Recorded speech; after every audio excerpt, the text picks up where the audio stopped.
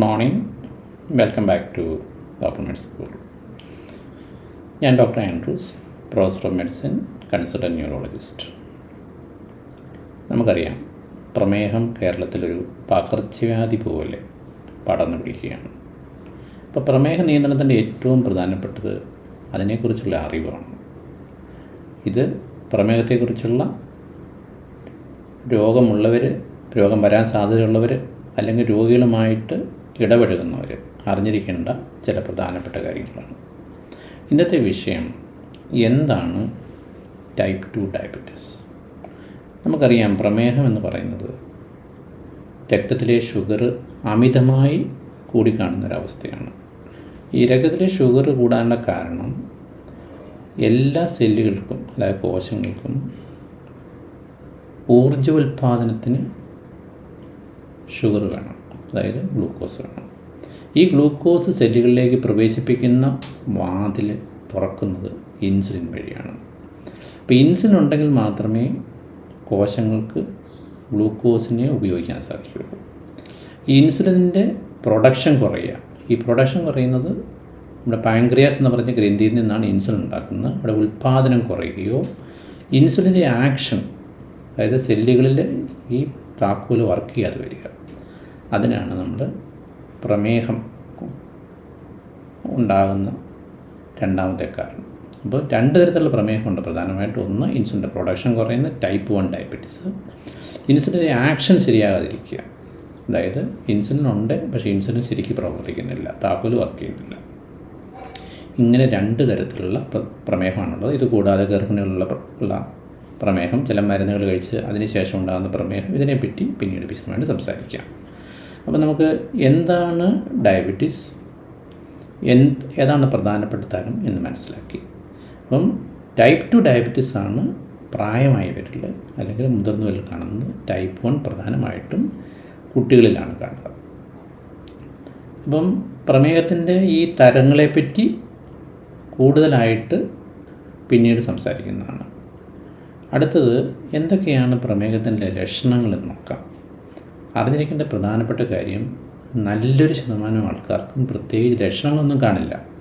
അപ്പോൾ പ്രമേഹം കണ്ടുപിടിക്കുമ്പോഴേക്കും തന്നെ അവർ 4-5 വർഷം ഈ ഷുഗർ കൂടുതലായി കഴിഞ്ഞതിന് ശേഷമായിരിക്കും അവർ കണ്ടെത്തുക. ഇതുകൂടാതെ ചിലർക്ക് ചില സിംറ്റംസ് കാണും. അത് കൂടുതലായിട്ട് മൂത്രം പോവുക, ശക്തമായ ദാഹം, കാഴ്ചയിലുള്ള മങ്ങൽ, കൈകാല് തരിപ്പ്. ഇതുകൂടാതെ ചില ഫംഗൽ ഇൻഫെക്ഷൻസ്, പ്രത്യേകിച്ച് സ്ത്രീകളിലാണെങ്കിൽ ബ്രസ്റ്റിനടിയിൽ, പുരുഷന്മാരിൽ മൂത്രമൊഴിക്കുന്ന ഭാഗത്ത്, സ്ത്രീകളിലും അതുപോലെ തന്നെ ഫംഗൽ ഇൻഫെക്ഷൻസ് വരിക, ചൊറിച്ചിൽ വരിക. ഇതൊക്കെയാണ് സാധാരണ കാണുന്ന ലക്ഷണങ്ങൾ. പിന്നെ ചിലർക്ക് വെയിറ്റ് കുറയുക, അങ്ങനെ പല ലക്ഷണങ്ങളുണ്ട്. അപ്പോൾ ഏറ്റവും പ്രധാനപ്പെട്ടത്, നല്ലൊരു ശതമാനം ആൾക്കാർക്കും ലക്ഷണങ്ങളില്ല. പലരും പറയുന്നൊരു വാചകമാണ്, എനിക്ക് മുറിവ് കരിയും, അല്ലെങ്കിൽ എനിക്ക് മൂത്രം കൂടുതൽ പോകുന്നില്ല, അപ്പോൾ ആയതിനാൽ പ്രമേഹമില്ല. അങ്ങനെ വിചാരിക്കരുത്. ലക്ഷണങ്ങളില്ലാതെയും പ്രമേഹം വരാം. അപ്പോൾ അതിൻ്റെ ഒരു സാധാരണ വരുന്നൊരു സംശയമാണ്, പ്രമേഹത്തിന് ലക്ഷണങ്ങളൊന്നുമില്ല, പിന്നെ ഞാൻ എന്തിനാണ് ഇത് ടെസ്റ്റ് ചെയ്യുന്നത്, എന്തിനാണ് മരുന്ന് കഴിക്കുന്നത്. പ്രമേഹം അഥവാ ഷുഗർ അനിയന്ത്രിതമായി കഴിഞ്ഞാൽ കുറേ വർഷങ്ങൾക്ക് ശേഷം പല കോംപ്ലിക്കേഷൻസും വരും. ഇത് നമ്മൾ ലോങ് ടൈം കോംപ്ലിക്കേഷൻസ് ആണ് പറയുക. പ്രധാനമായിട്ട് ഹൃദയത്തെ ബാധിക്കുന്ന ഹാർട്ട് അറ്റാക്ക്, തലച്ചോറിനെ ബാധിക്കുന്ന സ്ട്രോക്ക്, കിഡ്നികളെ ബാധിക്കുന്ന വൃക്കരോഗങ്ങൾ, പിന്നെ കണ്ണിനുണ്ടാകുന്ന പ്രശ്നങ്ങൾ, കൈകാല് തരിപ്പ്